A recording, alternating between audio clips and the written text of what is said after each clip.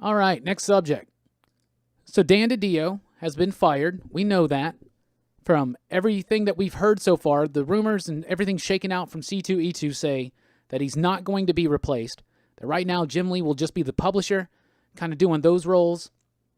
So there's still going to be some restructuring, things like that. What I want to ask you is what now is going to happen with DC 5G, or 5th generation, Generation 5, right? So Dan had this idea that he wanted to make every story matter, and he wanted to fit it all in a timeline that would encapsulate everything. Wonder Woman would be the first hero that ever shows up in the DC universe.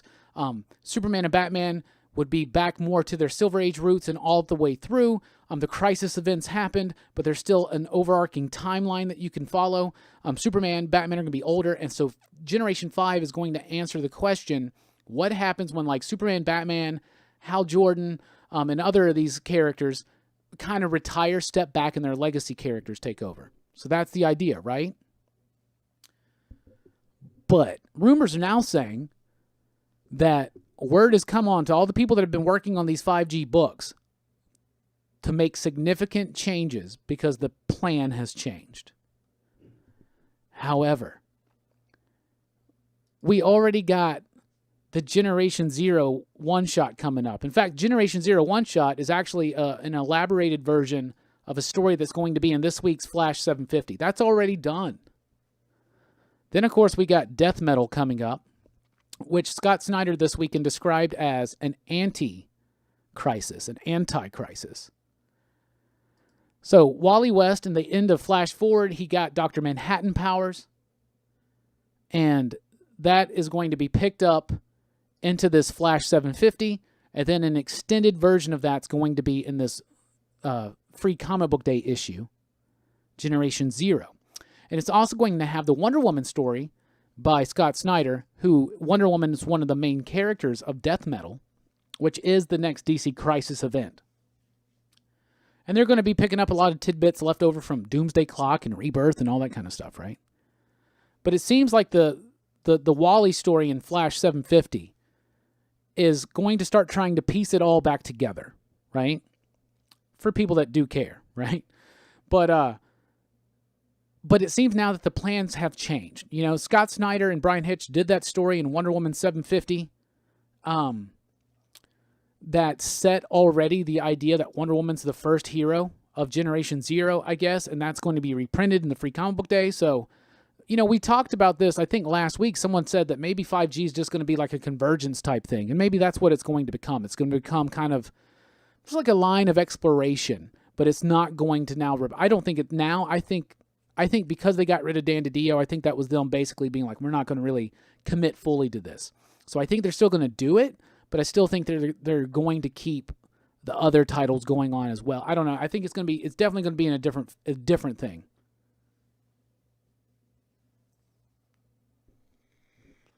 An anti-crisis, so then not a crisis. Yeah, but it's still a crisis.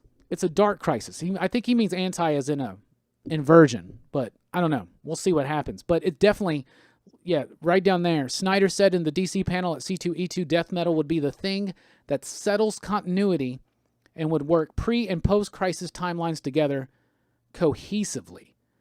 Now, I'm very excited for Death Metal. I love all of this stuff. I'm a big fan of any kind of restructuring, reorganizing, rebooting, relaunching crisis events at DC. I just love them, right?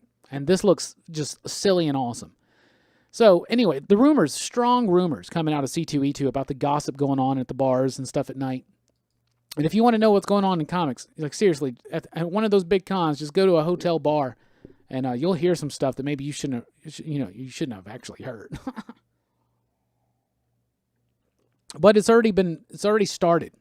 So now the idea is that this whole 5G thing is going to mostly now be kind of on its own. And the original idea by Dan DiDio was that this was going to be the next DC. He worked on that timeline. There were 4 generations. The 5th generation is the legacy generation, right? So Jonathan Kent was going to be Superman. There was going to be a new Batman, a new Aquaman, a new Wonder Woman, a new Green Lantern, all that kind of stuff, right? But with his firing, I'm pretty sure that's dead. And I think now it's an exploration on a possible future of DC. And we heard that Snyder had some issues with being forced to do some 5G stuff into death metal, but they definitely are relying on this book to kind of iron out those final details left over from books like Doomsday Clock and the whole Rebirth era, New 52, and all that kind of stuff. Do one story, kind of iron it out, let it make sense, and then just do some stuff. And I do think, personally, that Dan DiDio's plan for the complete relaunch and reboot of new legacy characters, I think that would have turned a lot of people off. Now, I think he was leaning into some of his other successes, which are like those graphic novels they've been doing, like for young readers or for all ages, right? So I think they kind of wanted to apply that to the main line. I think that may have been a thing that they were wanting to do. And they also realized that with the success of things like DC Black Label, that they could tell stories still with Bruce Wayne Batman, with Clark Kent Superman, with Hal Jordan Green Lantern. They could still tell these stories because their best hits have always been these evergreen, timeless books like Dark Knight Returns and The Watchmen and All-Star Superman, stuff like that, right? So I think that's kind of what they were banking on, but I think DC saw what was going to happen. I think it was time for a leadership change. I like a lot of what Dan did. I don't know if this vision would have worked so well. So I think it's going to be cool. But 5G, I'm pretty sure, and this is just all rumors and you know, hearsay and whatnot, but like it seems like from now, what we initially thought Generation 5 was going to be is not in fact what it's going to be. And it's going to be something a little bit more different, a little bit less impactful on the main line, and a little bit less impactful as far as fan reaction should be. So that's what I've heard. That's what the rumors are saying, and we'll see what happens. And that Jim Lee's going to, because Dan DiDio kind of took his role as co-publisher as being like an uber editor-in-chief. That's what even, there's a Bleeding Cool article that even states it that way, right? So the idea is that Jim Lee's going to be more like corporate, like he has been, and they're going to kind of leave more of the bigger groundwork to like editor-in-chief and shit like that, right? Which I still think that Bob Harris needs to kind of, I think I'd like to see a new editor-in-chief. Maybe not a new co-publisher if you want to keep Jim Lee as publisher. I think that's fine because he's a corporate-minded guy, all that stuff. So I think that's fine. But I think we need a new editor-in-chief. That's just me, though. Is the firing of Dan DiDio an ominous sign for DC? Some rumors are saying pressure from AT&T. Tim, the rumors about AT&T and before that Time Warner and all that stuff, right? The rumors that they are wanting to shut down DC, these rumors have persisted for years and years and years and years. They are fine.